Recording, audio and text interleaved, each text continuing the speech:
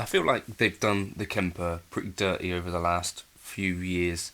You know, we saw when the Quad Cortex came out that some people started doing comparisons. People that work for Neural DSP and stuff like that, making claims that it was like far more accurate. In my own kind of experiments and stuff, I've not found that necessarily to be the case. I kind of wanted to ask today, will the ToneX replace Kemper or take over?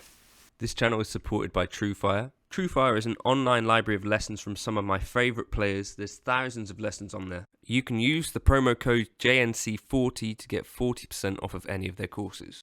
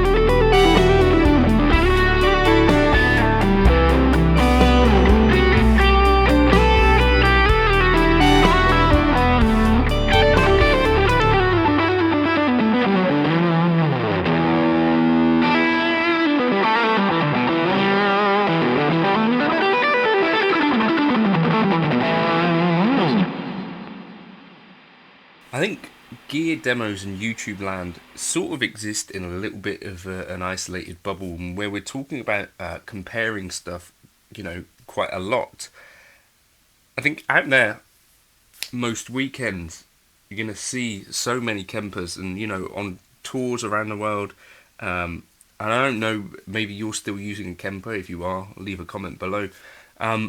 The thing is that the Kemper has been so ubiquitous, and the stage setups don't necessarily change that quickly.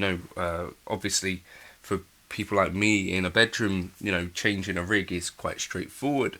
For people that are touring around the world, for people that are actually someone else is in charge of their rig, or they've got budgets, they've got stage setups, I think it takes quite a bit to actually change those things, and particularly when the Kemper has been able to do so many things that are kind of, even still today, quite a big deal. So like the performance mode, you have your rigs under each foot, you can morph each rig, and you can have your effects up here as well.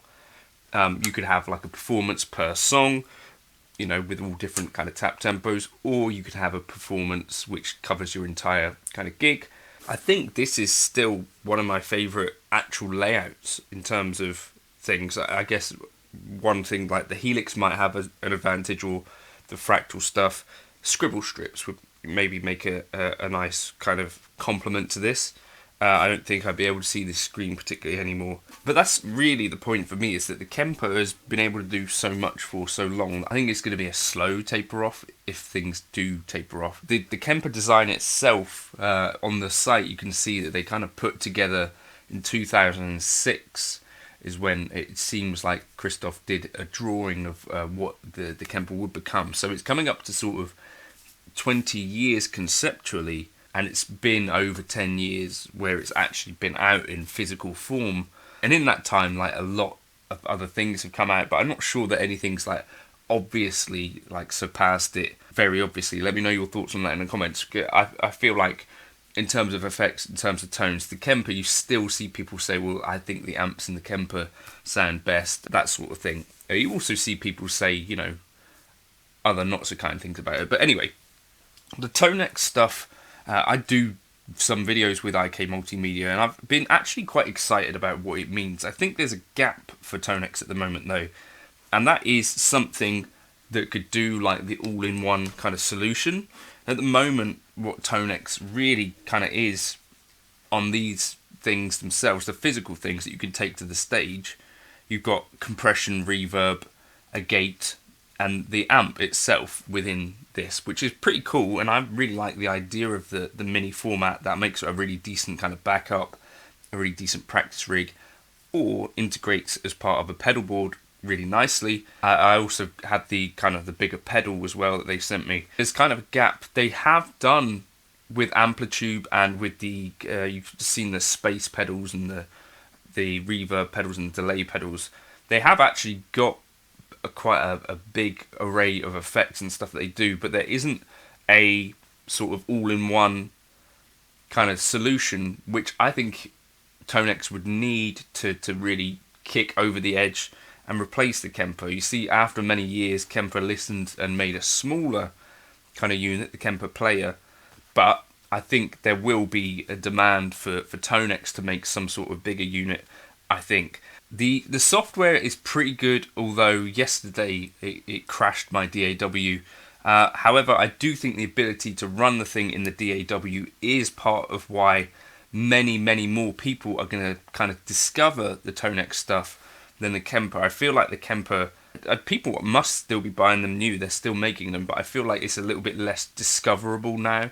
And if you look at like the news section on their website, it's not actually been a huge amount of news and development in terms of what Kemper themselves are pushing out since like 2020. There's like little tweaks, and the last piece of big news was a hack. But ToneX, for instance, there's quite a bunch of news coming out. Obviously, they're way different stages in their product lives. Particularly what I like from ToneX is that from top down, they're doing interesting things. So the first interesting thing that they did, from my point of view, was they got in a studio and got 4 Dumble amplifiers and created captures of those like a professional studio. That's the ODS Legends pack, which they sell for $99. These are all kind of add-ons at this point. Then there's the Mesa Boogie reference pack, which I think is also about the similar sort of price, but these were amps that Mesa Boogie use in-house to kind of be references for their best kind of mark amp, their best rectifier, etc. So they got captures of those. And then more recently, they did a Metal Legends pack, which was like a Bogner Uberschall and Soldano SLO, etc. And I think it's helping, to have these like premium things that we've never actually seen any other company do. We never seen Kemper get in the room with legends, Joe Bonamassa, people like that, and actually just capture their amps. This is absolutely why I think ToneX will continue to grow, because it's like, well, this is obviously what an end user like myself would want. If you've got a company kind of sponsoring stuff and doing stuff, then what would we want? We want, capture some legendary amps if you can. If you can get 4 Dumbles in a room, if you can buy Joe Bonamassa's Dumble, yeah, that's a no-brainer to me. So I think there's a bright future ahead for ToneX in that regard. I think people are going to discover it. It's available in your VST. People are going to think, well, what does Joe Bonamassa's Dumble sound like? What do these additional 4 Dumble amplifiers sound like? They find it works in their VST for them. You know, oh, that's exactly the kind of Dumble smooth tone that I was looking for ages. I've been tweaking in my modelers for ages. I'll check it out. Oh, that sounds great. Would it be easy to get into the ToneX one? Yes, it's pretty easy. Will it take pedals pretty well? I'd imagine so. And then that's kind of how this might end up on your board, because you were experimenting in your VST with it, going direct.